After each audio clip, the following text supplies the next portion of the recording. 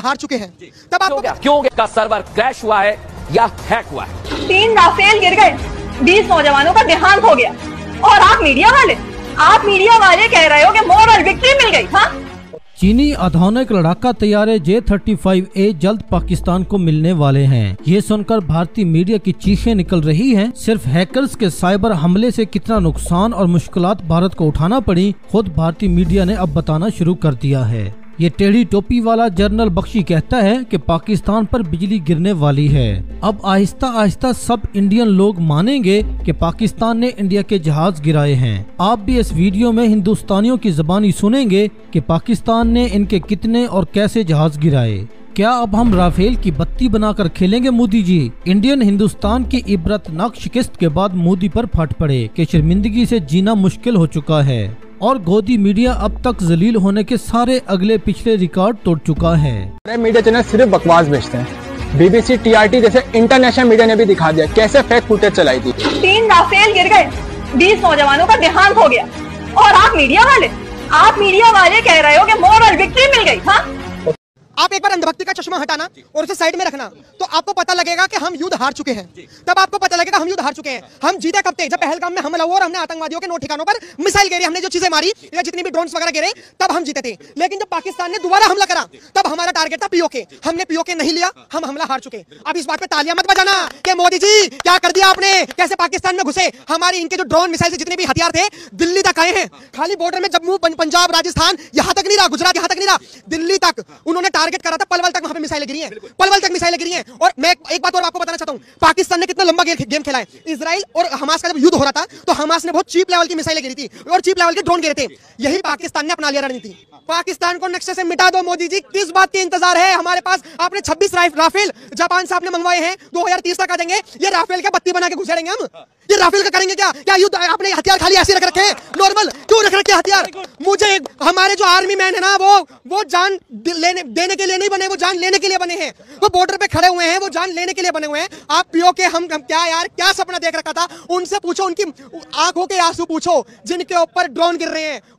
उस मां से पूछो जिसके बच्चे घायल हैं। भारत ने आखिर हासिल क्या किया? हमारे 28 बेगुनाह नागरिक पहलगाम में मारे गए। उसके बाद ऑपरेशन सिंदूर में इतने सारे जवान शहीद हो गए। 5-5 राफेल को नुकसान हुआ। सेना को इतना ज्यादा आर्थिक तौर पर नुकसान हुआ। सीजफायर के चलते दुनिया में हमारी बेइज्जती हो रही है। पाकिस्तान जश्न मना रहा है। देखो, दुनिया पाकिस्तान के साथ खड़ी है।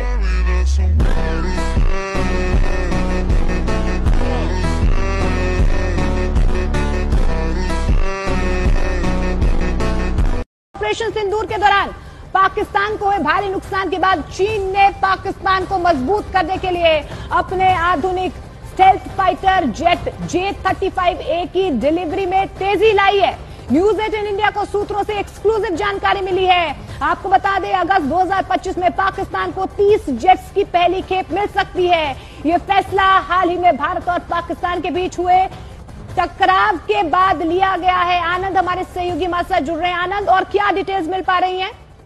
देखिए, सबसे बड़ी बात यह है कि पाकिस्तान को अब चीन का पूरा खुल के सहारा मिल रहा है, साथ मिल रहा है। पाकिस्तान ने ये कहा है कि उनकी 5th जनरेशन स्टेल्थ फाइटर्स हैं J-35, उसकी एक खेप जो जून 25 को पूरी फ्लीट का एयरक्राफ्ट जो है वो उनके पास वो लेकर आने वाले हैं, उनको देने वाले हैं। वो भी 50% डिस्काउंट में देने वाले हैं।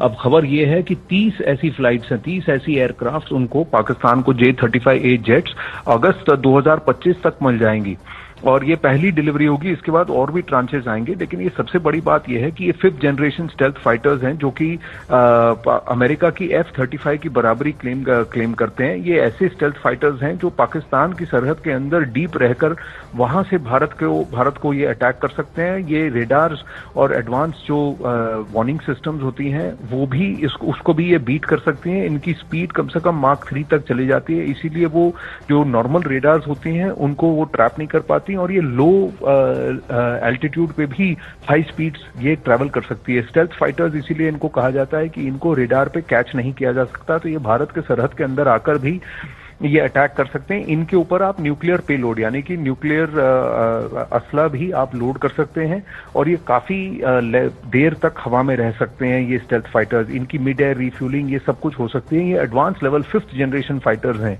तो इसकी वजह से पाकिस्तानी एयरफोर्स की एबिलिटी बहुत ज्यादा हो सकती है, ये खबर है। लेकिन सबसे बड़ी बात यह है कि अगर चीन 50% डिस्काउंट पर पाकिस्तान को 30 ऐसी फ्लाइट एयरक्राफ्ट दे रहा है, तो यानी बहुत बड़ा ट्रांजैक्शन है ये। और इसका मतलब सिर्फ यही है कि पाकिस्तान के अंदर चीन की पकड़ बहुत ज्यादा मजबूत हो गई है। 80% आजकल पाकिस्तान का जो वेपन सिस्टम्स हैं और जो उनकी पूरी आर्सनल है, जो पूरा उनका जखीरा है वेपन्स का, वो सब अब चीन की तरफ से लिया जा रहा है। अमेरिका का बिल्कुल इस पर होल्ड बहुत कम होता जा रहा है। और यानी यहां तक भी कि इंटेलिजेंस इनपुट्स ये थे कि जिस दिन 6 और 7 तारीख की रात को जब भारत ने वहां पर टेरर स्ट्राइक्स किए थे, इंफ्रास्ट्रक्चर पर स्ट्राइक्स किए थे, काउंटर ऑपरेशन सिंदूर लॉन्च किया था, तब चाइनीज इंजीनियर्स पाकिस्तानी सेना के साथ उनके रेडार सिस्टम्स और इंटेलिजेंस गैदरिंग सिस्टम्स को वो मॉनिटर कर रहे थे और उनको कैसे मैनेज करना है, किस तरह से फॉरवर्ड एरियाज में मूव करना है, इसमें चाइनीज हाथ इतना ज्यादा था कि भारतीय सेना खुद और के अधिकारी, टॉप लेवल पे अधिकारी खुद सरप्राइज हो गए कि इतना चीन का इन्वॉल्वमेंट कैसे हो सकता है और चीनी इतने ज्यादा इसमें कैसे इन्वेस्टेड है। तो अब आप ये समझ लीजिए कि सीपेक जो कि ऊपर गिलगिट बाल्टिस्तान में है, वहां से लेकर ग्वादर जो बलूचिस्तान में है, ये पूरा length and breadth of Pakistan अब चीन के कंट्रोल में आ रहा है धीरे धीरे।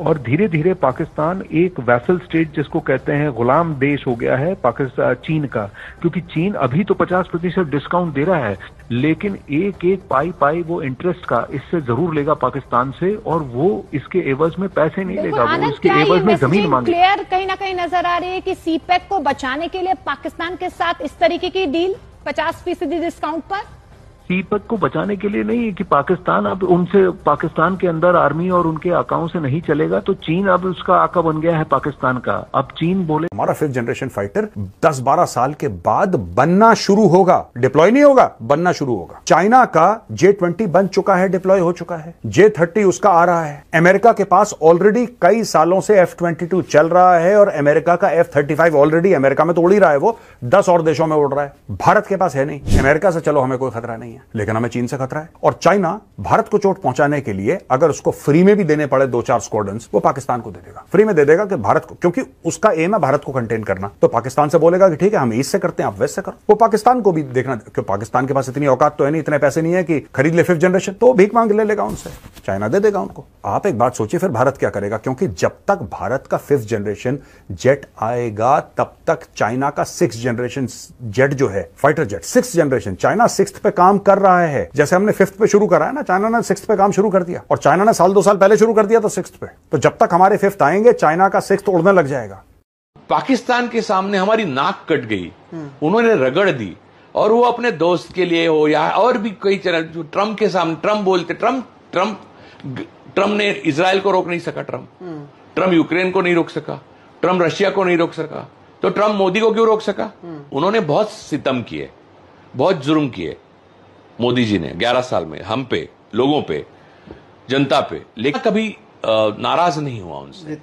लेकिन पाकिस्तान के सामने हमारी नाक कट गई, उन्होंने रगड़ दी, और वो अपने दोस्त के लिए हो या और भी कई तरह, जो ट्रंप के सामने, ट्रंप बोलते, ट्रंप ने इजराइल को रोक नहीं सका, ट्रंप यूक्रेन को नहीं रोक सका, ट्रंप रशिया को नहीं रोक सका, तो ट्रंप मोदी को क्यों रोक सका? क्योंकि मोदी डरते हैं। तो ऐसा कुछ है कि जिसके लिए वो डरे। अब जानते हैं कि हमारे प्रधानमंत्री जी ने क्या कहा है, तो हमें पूरा अंदेशा है कि अब पाकिस्तान पे बिजली कड़कने वाली है। कांग्रेस के जो स्टेडियम में उन्होंने ये कहा कि युद्ध ही कोई ऑप्शन नहीं। अरे साहब, मेरे को किसी से पार्टी से 2 टके का लेना देना नहीं, ठीक है साहब।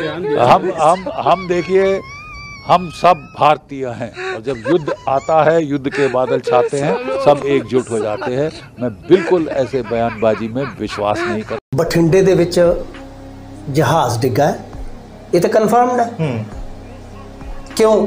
तस्वीरां आ गई जी, हस्पताल तो पुष्टि आ गई, नहीं वो छड्डो, तस्वीरां विजुअल ते आ गए सुखम साहब, उत्ते फेक भी बन सकते हैं, तो पुराने भी वरते जा सकते हैं। पर एक कन्फर्मेशन आ गई कि एक व्यक्ति की मौत हो गई, इन्ने बंदे इंजर्ड ने। अकलियां पिंड की यह घटना है जी, ठीक है जी। अकलियां पिंड की यह जिहड़ी घटना है उहदे च जिहड़े कुछ पत्रकार उत्थे ग्राउंड ते पहुंचण दा यतन कर रहे सी, उन्हां चों एक कोई मेरा दोस्त सीगा, उहदे नाल मेरी गल हुई है।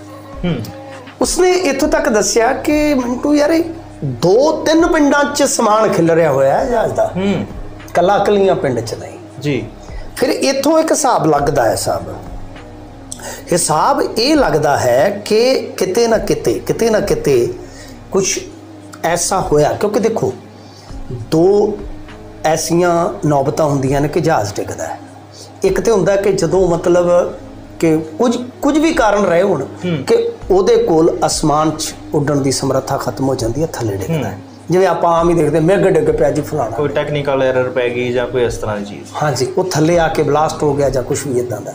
एक हुंदा मतलब कि हवा च ब्लास्ट होना, उत्थे हवा च ब्लास्ट हो जाना।